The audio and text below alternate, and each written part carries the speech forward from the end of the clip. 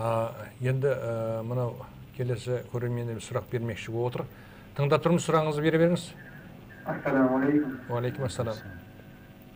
Шариғатта бөгде әйел мен бөгде еркек бірге қалуға болмайды дейді. Енді мен базардың жанында өзім такси болып істеймін. Мен сол жерде мысалы жас келіншек шығар бір өзі. Мен оны апаруым керек. Сол дұрыс па, дұрыс емес па апарғаным? Рахмет сұрағыңыз үшін. Қажеке, енді өмірден келген мысалдармен жауап беріп өтесіз енді.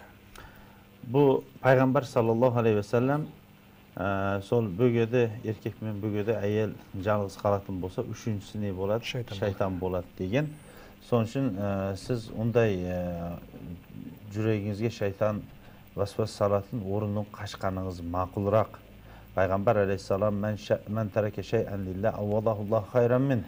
Кім бір затты Аллах үшін тастайтын болса, Аллах оған оның жақсысын береді деген. Соның үшін жалғыз тұрған жас осындай нені алмай тағы жүрсеңіз, сізге ондан да не көпірақ болған келен, хайырлық болған келен, көпірақ болған адам, хайырлы болған не шығуы мүмкін. Соның үшін бұндай кездерде фитнадан қашқаныңыз жақсырақ. Оның үстіге ол әйелге де жақсырақ.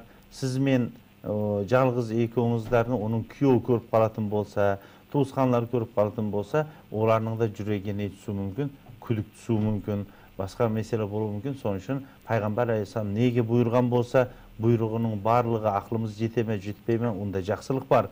Неден қайтарған болса, ақылымыз жете ме, жетпей ме, ondan qaytuğumuz biz üçün жақсылық есептанады. Соның үшін бұндай фитнәлі мәселелерден қашқаныңыз мақұл болады. Алла Тағала сіздің кесіпкерлігіңізге береке беріп, жол апаттарын өзі сақтасын.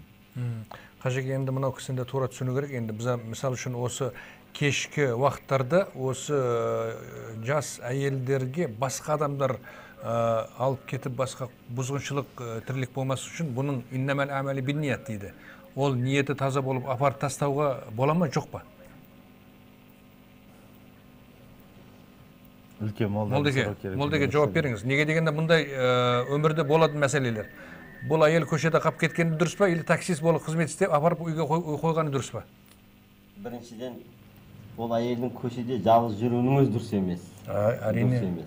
Енді екіншіден ол жаңағыдай мәселен оны арашалайым деп жүрген кезде оған баспаса түсіп қалса, ол тіптен одан дұрыс емес. Одан аулақ болған жақсы.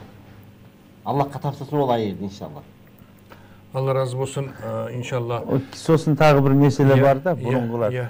Сол меселе болды ма, жоқ па деп. Енді бұл кісі де болыпты. Бұл кісі де болыпты. Кешке ме, күндіз ме білмейміз ондай несіні. Иншалла, мен айтпақшы болғаным, қазір таксистердің көпшілігі еркісілер. Еркісілер қызмет істеу керек. Сол қызмет істеп жүрген еркісінің басына түскен мәселе, сол үшін беріп отырыз бұл сұрақты. Енді бұл кісі жаңағы күндіз кешкісін айтқан жоқ. Иншалла, Алла разы болсын. Мен кешкісін қосып айтып жатқаным себебі де сондай болып қалса деп жатырмын. Енді бұл ағамыз ба, ініміз ба сұрағына жауап ала білді деп ойлаймыз. Енді келесі сұраққа назар аударайық.